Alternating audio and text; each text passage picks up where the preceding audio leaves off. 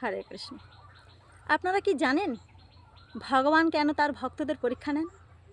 একবারও ভেবে দেখেছেন ভগবানের ভক্তি করা সত্ত্বেও যারা ভগবানের ভক্ত তাদের জীবনে কেন এত কষ্ট আসে?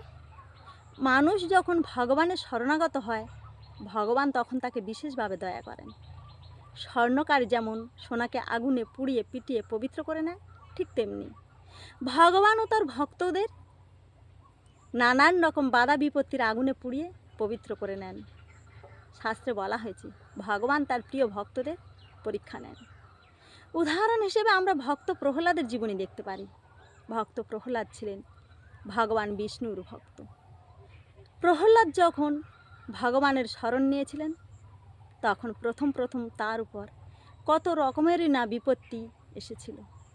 তাকে আগুনে পোড়ানো হয়েছিল, জলে ডোবানো হয়েছিল, বিষ খাওয়ানো হয়েছিল, এমনকি তাকে অস্ত্রাঘাতে কাটা হয়েছিল।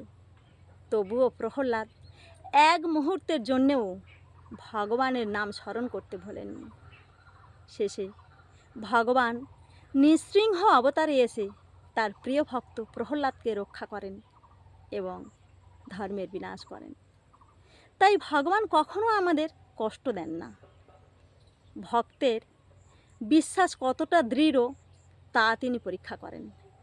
তিনি দেখতে চান বিপদের সময়ে পড়ে আমরা তার নাম স্মরণ করি কিনা, এবং সত্যিকারের ভক্তকে তিনি কখনো ত্যাগ করেন না।